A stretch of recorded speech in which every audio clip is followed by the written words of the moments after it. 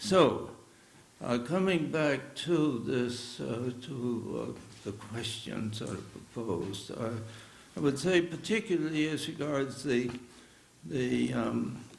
social issue, and that is a big issue. It's a suffering world, and humans need to be taken care of. But it's a bigger question than the sociologists even began to dream of. The sociologists don't even have the inkling of how deep that problem really is. We're not going to be able to do anything with it until our whole orientation changes, until our universities change, until our religion changes, basically in its very base conceptions, until we're back in the universe. Because as long as we are working out of a world where we see the human in these different traditions, they are not going to function. Now, we need a universe based on the three principles of the universe: the differentiation, the uniqueness of every individual leaf on every tree, and so forth. We need the subjectivity. Everything has its voice. Everything speaks. Everything communicates. An atom speaks. It radiates. Anything that radiates, anything that has form, that is intelligible, that can be known, anything that's knowable is already a transmaterial being, mode of being. It's capable of entering into a communion relationship. And then there's the bonding of everything with everything, and nothing is itself without everything else. Until we listen to the universe tell us something about existence, how the universe functions, how life functions, and the laws of the universe are the laws of the earth, are the laws of life, are the laws of humans. Now, people talk about totalitarianism, but the very definition, it's the very basis of democratic existence is in these three principles. The uniqueness of I was talking with someone not long ago that's teaching democracy, very much committed to democracy, but had no inkling of how deep the democracy is embedded in existence. It's why democracy. Democracy is not just the way we think of it. It's not just a social doctrine. And it wouldn't be the source as it is in its present form, for present sake, that maybe the characteristics it now has might not be a full expression of it, but it has this question of relatedness of things with each other. Things are bonded to each other. Humans are bonded to each other by the very structure of the universe, so that for one being to advance by exploitation of another is against the very principles of things, except with a certain balance in things.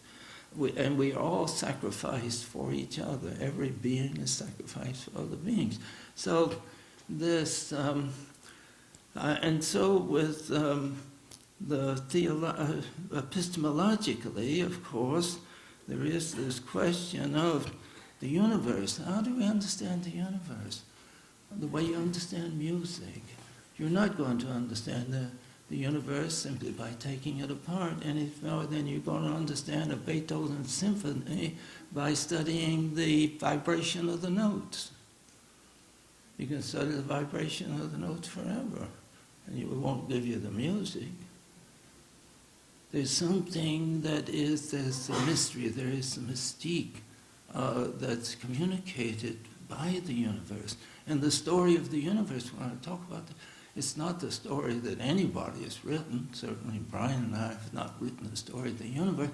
We have tried to, but we've tried to read the story as it's told in every leaf on every tree.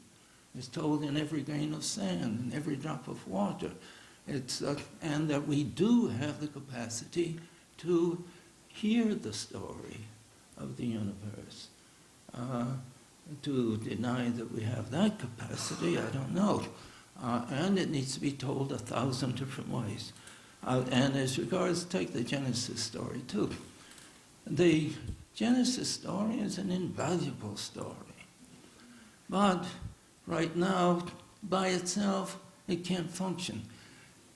And we're trying to read the universe story in terms of the religious story, the humanist story, and so forth. That's the wrong way to go. What I want to do is to put all these aside, step back from them, not negate them, step back from them, understand them, step back from them, understand them and their limitations, step back from them, then put ourselves into the universe, put ourselves into the arms of the earth, or the sky, or the trees, or the seas, or whatever. Put ourselves into that world and learn from that world. Because that is the revelation of ultimate mystery. None of the religions of the world would be what they were, except for the fact that the primary religion of the universe is the universe. And it is the universe that teaches everything. So that we have to go back to our relationship with the universe. Then we can see what these other things mean in the universe. But if we don't do that, if our universes do not come to understand that the universe is the primary university, and that any existent university is an effort of humans to articulate, to listen to the universe, and to reflect on the universe in order to enable the universe to express itself in the human mode, in the human world. Now, coming back though to Genesis, we have a spatial mode of consciousness, a time developmental mode of consciousness. These are two ways of understanding the universe. It's something like light. You can light. There's no single explanation of light. There's some problems that have to be dealt with as though light were energy waves, or there's some problems that have to be dealt with as though it were discrete particles. You cannot read these. You cannot collapse these into any single explanation. But both are valid. Both answer certain questions. So with the spatial mode of consciousness, and all traditional societies live in a spatial mode of consciousness where time moves in ever-renewing seasonal cycles. What is born dies, what dies is born. It always was, always would be. And all traditional societies live in that world. We are different, and we have power because we have learned that the universe emerges through a sequence of irreversible transformation episodes. At least the universe, and there are some questions about whether universes succeed each other, and there are some rather big questions about the large-scale structure of the universe, but all the physical evidence that we have as regards this universe is that it's not that kind of a universe, one that bounces back and forth. Now, Say that what universe? Universe.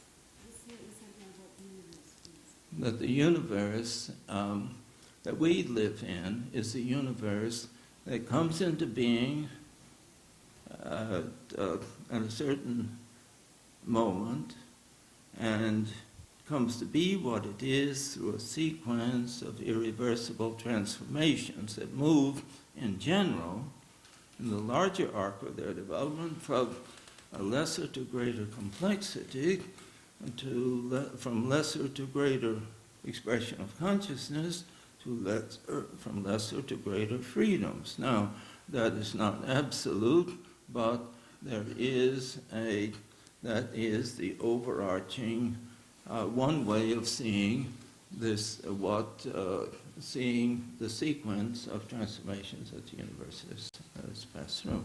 So this, with regards to the social issue, I would simply say that, again, that the social issue cannot be resolved in the immediacies of attention to the human. For instance, simply on a practical, pragmatic basis, we're losing on this continent, we're losing in the U.S., we're losing 4 to 6 billion tons of topsoil every single year. Pretty soon you won't be able to take care of anybody.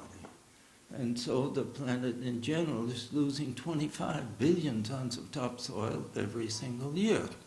And so that their attention to the deeper forces, otherwise we just go round, round, round, round.